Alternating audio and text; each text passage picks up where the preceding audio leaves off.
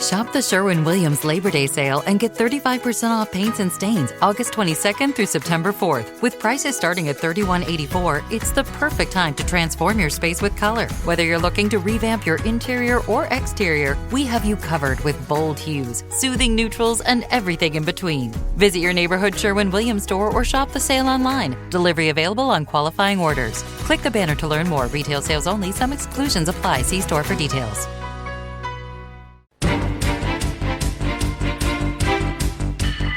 Mañanas en Libertad, con Luis del Pino.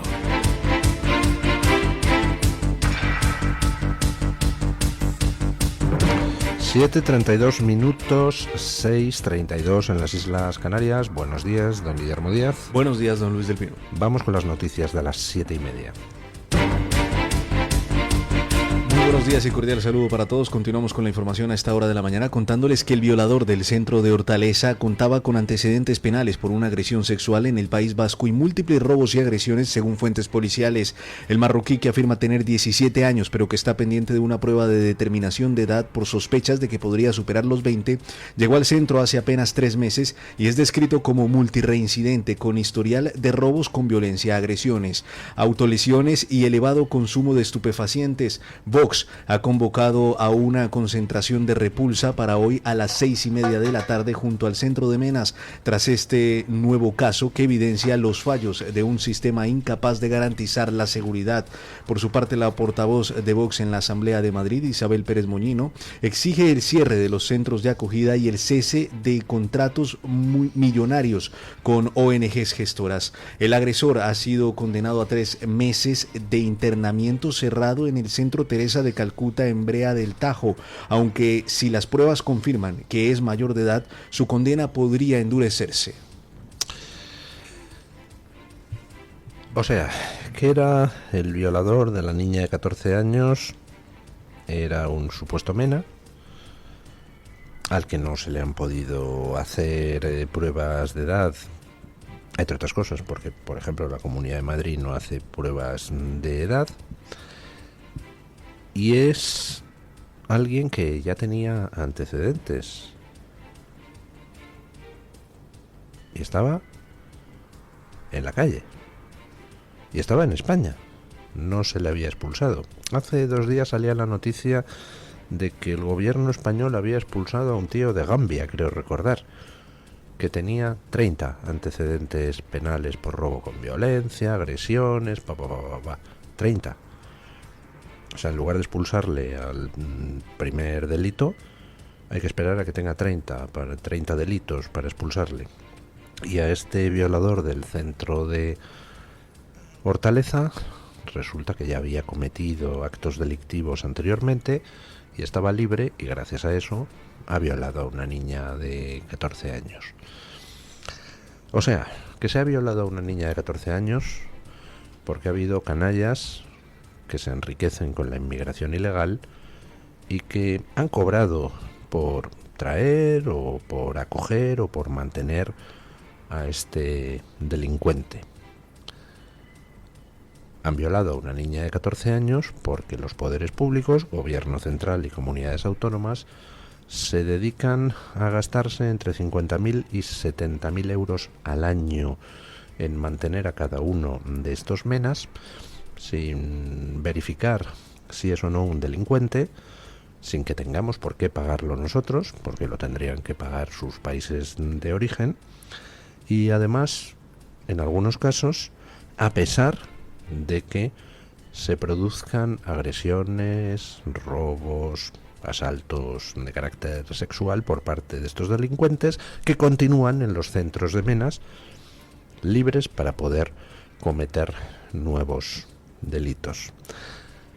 Es decir, se ha violado a una niña de 14 años gracias a que hay canallas que se enriquecen con la inmigración ilegal y gobiernos central y autonómicos que se dedican a fomentar esa inmigración ilegal en vez de combatirla. Quizá porque a lo mejor dentro de los canallas que se enriquecen con la inmigración ilegal, pues hay gente vinculada a los partidos, ¿no? No es una hipótesis, Ya han salido casos en prensa de gente vinculada a RC, al Partido Socialista, cobrando de todo el tema de la inmigración ilegal. Recientemente en Canarias se detuvo al vicepresidente de una ONG de allí, que resulta que era del Partido Socialista. Bueno, pues ¿van a dar los políticos algún tipo de explicación? ¿Van a contarnos a todos los españoles por qué se ha violado a una niña de 14 años y qué van a hacer para que no se viole a otra? Busquen ustedes en las cuentas de redes sociales de las que fingen ser feministas y que son la mayor amenaza para las mujeres de este país. Todas las Yolanda Díaz, Irene Monteros y demás. Busquen tweets sobre la violación de esta menor. No los encontrarán. Busquen en la cuenta de Pedro Sánchez. Tampoco encontrarán ningún tipo de condena. Tenemos a un gobierno con el que se ha multiplicado por 4 el número de violaciones graves a mujeres. ¿Y por qué? Pues porque los españoles hemos votado y hemos elegido a una basura para presidente de gobierno. Sí, ya sé que Sánchez no ganó las elecciones, pero al final estamos en un régimen parlamentario, no presidencialista. El que forma gobierno es el que tiene más escaños en el Parlamento. Y hemos votado a una auténtica basura, y esa basura, pues, ha formado gobierno. A partir de ahí, pues, podemos quejarnos por las consecuencias, y debemos hacerlo. Pero lo que está claro es que lo primero y más fundamental es aprender a votar. Más que nada en defensa propia. Bueno, caso García Ortiz. Este viernes, el procesado García Ortiz someterá a los jueces españoles a una humillación. En la apertura del año judicial, someterá al rey a una humillación, someterá a los fiscales a una humillación, y oye, ella cada cual, si se deja humillar. Yo no me dejaría. A mí me ponen a un presunto delincuente a dar un discurso en la apertura del año judicial y directamente me voy. Vamos, que se fotografíe con el delincuente, pues su señora madre, que seguro que es alguien maravilloso y muy orgullosa de su hijo. Yo no. Yo procuro no dejarme humillar y quizá por eso no me humillan. A ver si hay otros que se dejan humillar, es su problema.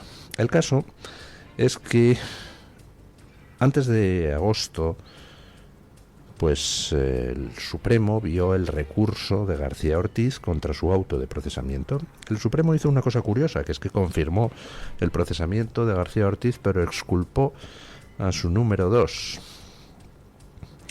Intuyo que típico caso de pasteleo, y en fin, a mí me parece lamentable, pero bueno, el caso es que se confirmó el procesamiento de García Ortiz. Y ahora el juez del caso pues ha dado 3 días a las partes para que, a la vista de la resolución del Supremo, pues reformulen las peticiones de cárcel, dado que el Supremo pues ha exonerado ha dicho que no ve motivos para procesar a la número 2 de García Ortiz, pero sí a García Ortiz. Pues el juez ha pedido a las partes que reformulen sus escritos de acusación y les ha dado de plazo 3 días, que vencen precisamente el viernes. Y a partir del viernes, pues imagino que el juez dictará el auto de apertura de juicio oral. El juez del Tribunal Supremo, Ángel Hurtado, ha dado 3 días de plazo a las acusaciones para reformular sus peticiones de cárcel contra el fiscal general Álvaro García Ortiz, tras excluir del procedimiento a la jefa de la Fiscalía Provincial de Madrid, Pilar Rodríguez. Las acusaciones solicitan entre 4 y 6 años de prisión para García Ortiz por revelación de secretos, mientras su defensa pide el archivo por falta de verdaderos indicios objetivos. La Sala de Apelación archivó la causa contra Rodríguez, considerando que su su dación de cuentas a García Ortiz estaba justificada por el indudable interés informativo del caso González Amador. Sin embargo, respaldaron procesar al fiscal general por presunta revelación de secretos relacionada con la nota de prensa del 14 de marzo que desmintió la información del Mundo sobre el pacto judicial con la pareja de Isabel Díaz Ayuso. García Ortiz, a un paso del juicio, ve su futuro determinarse en los próximos días mientras la Fiscalía rechaza indicaciones desde Moncloa y solicita cancelar el procedimiento.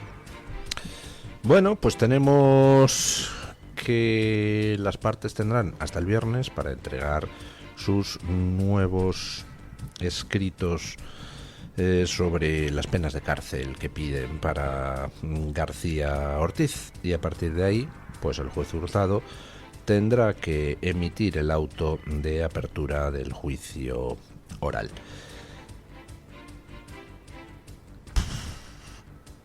También es casualidad, ¿no?, que se pida que las partes se pronuncien el mismo viernes, donde allí estará García Ortiz dando una charleta a jueces y fiscales en el acto de apertura del curso judicial. Estamos ante una anomalía democrática brutal.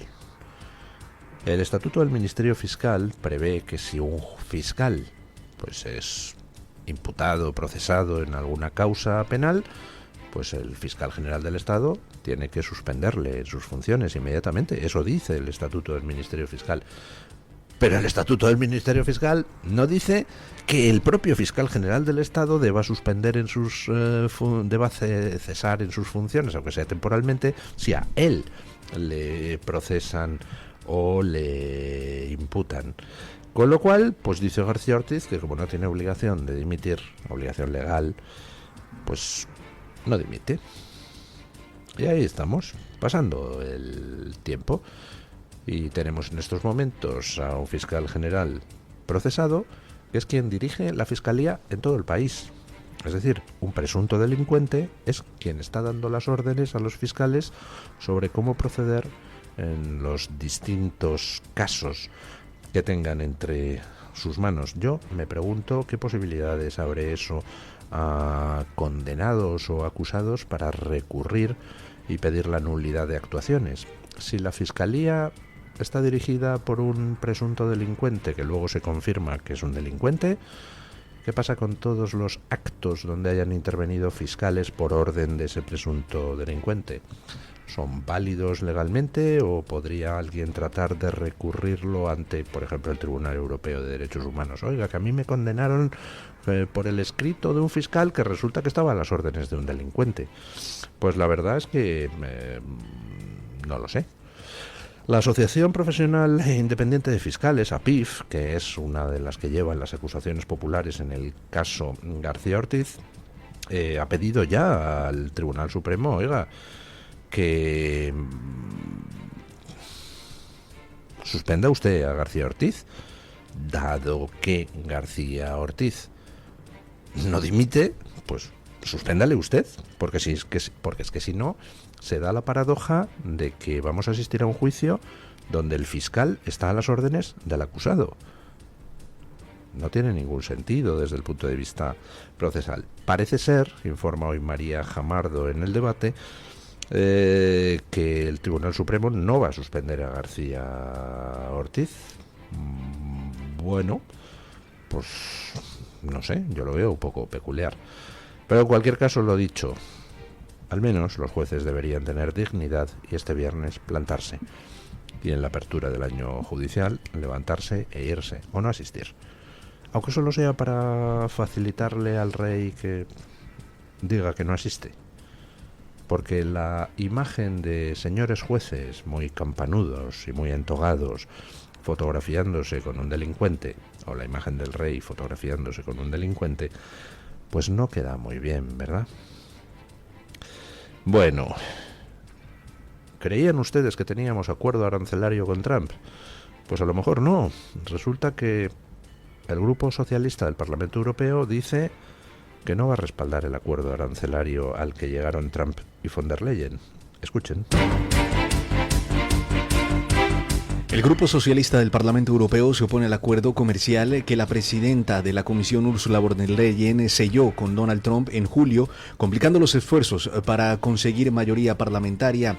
Iretxe García Pérez, presidenta del Grupo Socialistas y Demócratas, declaró su firme oposición al pacto que establece aranceles del 15% a las exportaciones europeas a cambio de que la Unión Europea elimine todos los aranceles sobre productos industriales estadounidenses, incluido el 10% sobre los automóviles.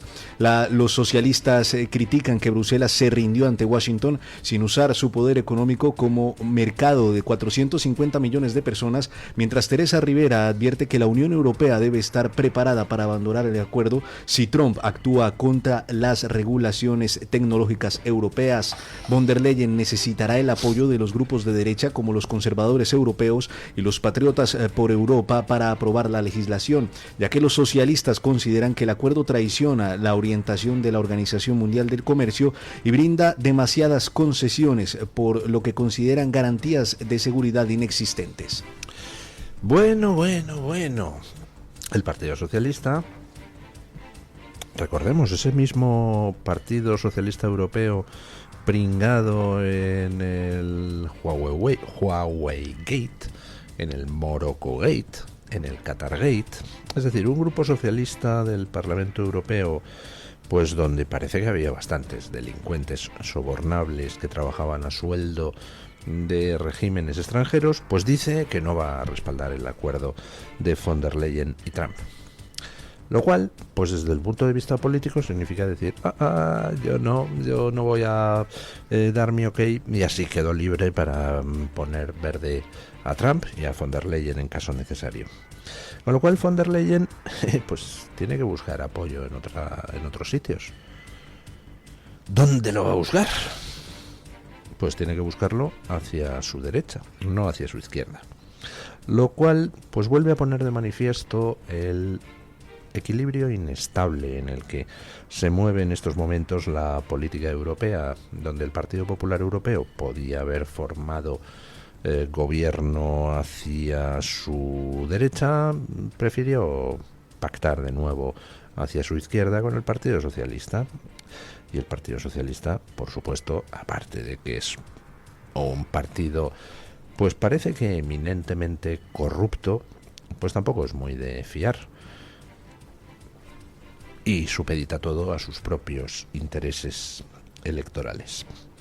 Bueno, veremos en qué queda todo lo del acuerdo arancelario, que por cierto está ahora pendiente de un hilo porque un Tribunal Federal de Apelaciones de Estados Unidos ha dicho que Trump no puede firmar acuerdos arancelarios sin permiso del Congreso, pero no anula los acuerdos arancelarios que hasta ahora se han firmado hasta el 14 de octubre para dar tiempo a Trump para que recurra ante el Supremo. Es posible que Trump gane ante el Supremo, ya veremos. Pero en cualquier caso están los acuerdos arancelarios pendientes de un hilo allí en Estados Unidos por esa decisión de una Corte Federal de Apelaciones, y aquí en Europa porque el Partido Socialista ha dicho que ellos no van a firmar. Y salta la sorpresa en Asia, en esa reunión de Xi Jinping con Putin, con el de India, con otros dirigentes. Xi Jinping ha pedido algo importante. Ha pedido un gobierno global, un gobierno mundial. Un anillo para atarlos a todos. Escuchen. Xi Jinping ha propuesto una iniciativa de gobernanza global en la cumbre de la Organización de Cooperación de Shanghái para construir un orden internacional más justo y equitativo, respaldado por Vladimir Putin y Narendra Modi. La propuesta china busca desafiar el sistema occidental actual mediante 5 principios: igualdad soberana entre países, respeto al derecho internacional sin dobles raseros, multilateralismo opuesto al unilateralismo, enfoque centrado en las personas y acciones acciones concretas coordinadas globalmente. La estrategia forma parte del plan más amplio de Pekín para promover un mundo multipolar, donde China se posicione como centro alternativo de influencia frente a Estados Unidos y Occidente. Xi enfatizó que todos los países, independientemente de su tamaño, poder adquisitivo y riqueza, deben participar, decidir y beneficiarse por igual de la gobernanza global, mientras critica implícitamente el sistema actual donde unos pocos países imponen sus normas internas sobre otros. La iniciativa refleja la ambición china de liderar un nuevo orden mundial que desplace la hegemonía occidental establecida tras la Segunda Guerra Mundial. Bueno, si cogen ustedes la propuesta que Xi Jinping ha hecho en Shanghái, en el marco de esa reunión que está manteniendo con Putin, con la India y tal, si cogen ustedes esa propuesta, eliminan el nombre de Xi Jinping y la leen en voz alta, es indistinguible de cualquier otra propuesta de las que el Foro de Davos ha estado haciendo en los últimos años. Todo eso de la gobernanza global, que haya una élite no elegida, por supuesto, que sea la que determine los destinos del mundo, países soberanos, pero tomando decisiones por parte de organismos no sometidos a control democrático, que se neutralice el poder de los estados soberanos, siempre y cuando sean occidentales, claro está. Estamos metidos en esa guerra, en esa deriva hacia un gobierno mundial de carácter oligárquico, cuando no dictatorial directamente. Estamos metidos en eso desde hace décadas. Hay una serie de élites trabajando denodadamente para que el mundo derive, pues eso, hacia una autocracia dirigida por una élite autonombrada. Una élite autonombrada que, por supuesto, pues sería manejada por gobiernos de carácter totalitario, con los que las élites autocráticas se entienden mejor que con los gobiernos democráticos.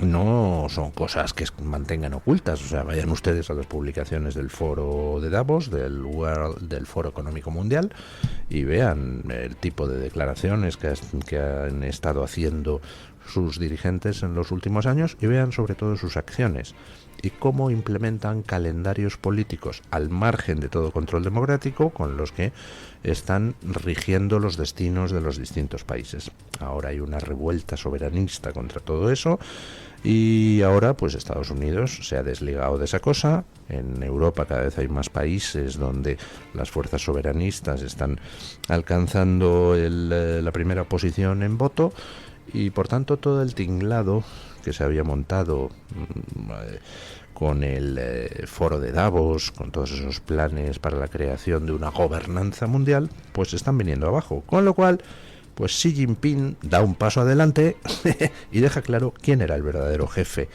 en todo momento. Xi Jinping. Por supuesto, todas esas élites autonombradas en Occidente que han estado trabajando para acabar con el régimen democrático y sustituirlo por una gobernanza global, un gobierno mundial sin control democrático, pues estaban trabajando para los Xi Jinping de este mundo, para los que verdaderamente saben lo que es un gobierno totalitario, lo que es un gobierno autocrático, los que verdaderamente son maestros en el asunto.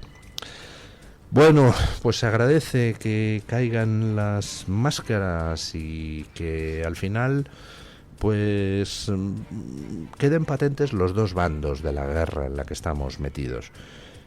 Un bando formado por las autocracias, Putin, China, etcétera, y otro bando liderado en estos momentos por el imperio, por Estados Unidos, que con todos sus defectos pues sigue siendo una potencia democrática y afortunadamente es hoy por hoy la principal potencia económica y la principal potencia militar. Gracias a eso y gracias a que la revolución soberanista ha triunfado en Estados Unidos, pues no acabaremos todos hablando chino y llevando el uniforme del Partido Comunista Chino. ¿Qué quieren que les diga? Bueno, vamos con doña Rebeca Crespo para que nos cuente qué trae hoy la Gaceta en portada. Buenos días, doña Rebeca. ¿Qué tal? Muy buenos días y feliz martes para todos los oyentes de Mañanas en Libertad. Este martes en Gaceta.es hablamos de Ursula von der Leyen, la presidenta de la Comisión Europea, que ha ordenado el borrado automático de sus mensajes en pleno escándalo por el Pfizergate, limitando así el acceso a la información en la Unión Europea. La Comisión Europea ha reconocido que esto lo hace por motivos de seguridad, pero la realidad es que así se está limitando el acceso a esa información que ya se han pedido a través de distintos portales de transparencia para acceder a los mensajes que podría haber intercambiado la presidenta con el CEO de Pfizer, además de con otras personas también de importancia. Por otro lado, en el ámbito de la inmigración, UNAICANO nos cuenta cómo más de 20 inmigrantes ilegales que asesinaron a tiros a 72 compañeros fueron recogidos por salvamento marítimo a 430 kilómetros y llevados posteriormente a Canarias. Es decir, esas personas que asesinaron a otras 72 tras acusarles de brujería en un cayuco ya están en España repartidos en varios centros de acogida de Canarias. Recomiendo como siempre las columnas de opinión y muchas otras cosas que llevamos en Gaceta.es. Gracias y feliz martes. Muchísimas gracias, doña Rebeca Crespo, y feliz martes para usted y para todos los compañeros de La Gaceta. Hacemos una breve pausa publicitaria y a las noticias de las 8.